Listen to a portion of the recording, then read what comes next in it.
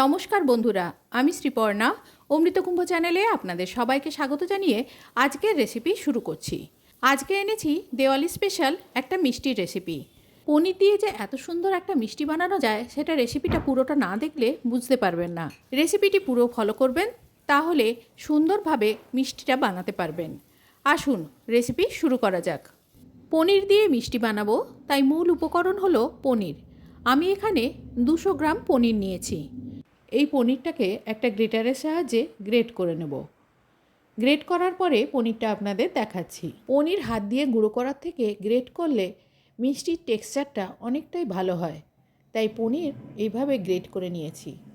পনিরটা গ্রেট করে নিয়ে একটা গ্রাইন্ডার জারে নিয়ে নিচ্ছি হাফ কাপ চিনি। মেজারিং কাপ না থাকলে যে কোনো কাপের অর্ধেক কাপ নিতে পারেন। চিনির সাথেই দিয়ে দিচ্ছি গোটা 10-12 আমন্ড বাদাম আর গোটা 10-12 কাজু বাদাম।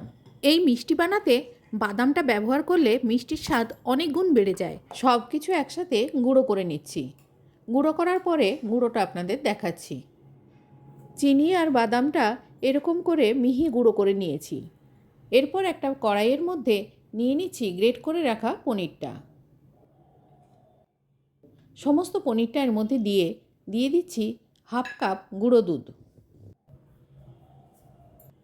নর্মাল দুধ গরম করে রুম টেম্পারেচারে ঠান্ডা করে নিয়েছি, সেই ঠান্ডা দুধ 2 কাপ দিয়ে দিচ্ছি।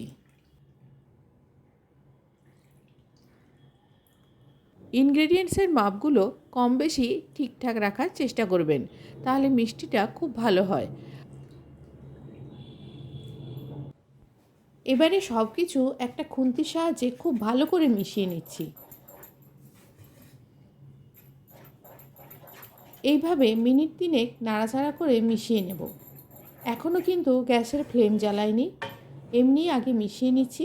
এরপরে গ্যাসটা জেলে কড়াইটা বসিয়ে দিচ্ছি। মিডিয়াম ফ্লেমে গ্যাসটা জেলে বসিয়ে দিয়েছি কড়াইটা, আর চারপাশগুলো এইভাবে নিয়ে নিচ্ছি মাঝখানের দিকে। ক্রমাগত নাড়তে হবে। দুধ যখন ফোটা শুরু হবে তারপরে 3-4 মিনিট মতো ফুটিয়ে নেব। আর ফোটানোর সময় মাঝে মাঝে নাড়াচাড়া করে দিতে হবে, যাতে তলায় না বসে যায়, নইলে মিশ্রণটা কড়ার তলায় বসে যেতে পারে। দেখুন মিশ্রণটা ফুটছে, আর ধারের দিকে যখন লেগে যাচ্ছে খুন্তি দিয়ে এভাবে সরিয়ে আবার মাঝখানে নিয়ে চলে আসছি। এইভাবে 5 মিনিট ফুটিয়ে নেওয়ার পরে দিয়ে দিচ্ছি এর মধ্যে চিনি বাদামের মিশ্রণটা, যেটা আগেই গুঁড়ো করে রেখেছিলাম। মিশ্রণ থেকে অর্ধেকটা দিয়ে নেড়ে একটু মিশিয়ে নিয়ে আবার বাকি মিশ্রণটা দিয়ে দিচ্ছি। একেবারে পুরো মিশ্রণটা দিচ্ছি না, অল্প অল্প করে এই চিনি বাদামের মিশ্রণটা দুধ পনিরের সাথে মেশাতে থাকবো। চিনি বাদামের মিশ্রণটা ভালো করে নেড়ে নিয়ে মিশিয়ে ফোটাতে থাকবো। এটা ফোটানোর সময় একইভাবে ধারের দিক থেকে এই সরের অংশগুলো টেনে নিয়ে মাঝখানে মিশিয়ে নিতে হবে। এইভাবে মিনিট 3 ফুটিয়ে নেওয়ার পরে দিয়ে দিচ্ছি এর মধ্যে 1 চামচ এলাচের গুঁড়ো।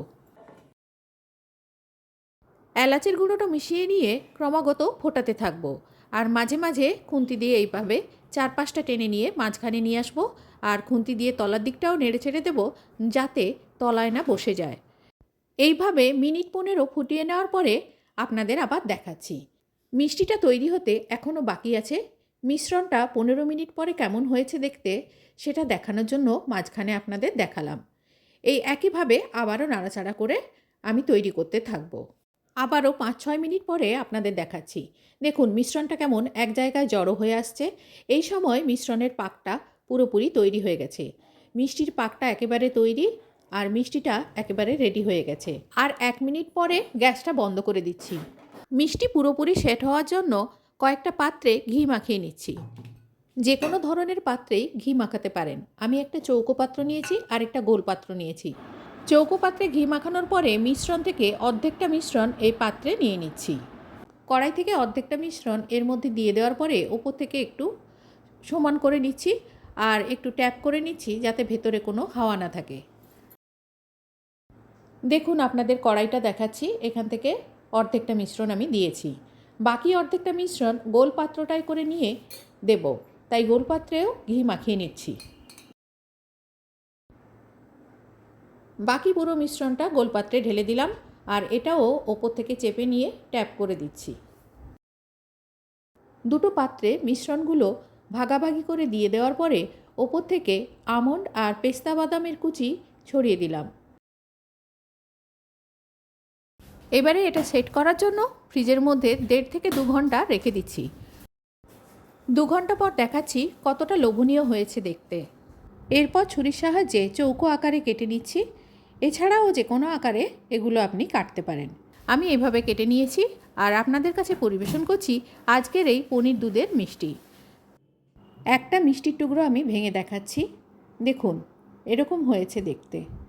আর স্বাদটা নিজেরা যখন বানাবেন তখন বুঝতে পারবেন কত লোভনীয় হয়েছে এই মিষ্টি। আজ এই পর্যন্ত, দেখা হবে অন্য কোনো দিন অন্য কোনো রেসিপিতে। সবাই ভালো থাকবেন, সুস্থ থাকবেন, আনন্দে কাটাবেন।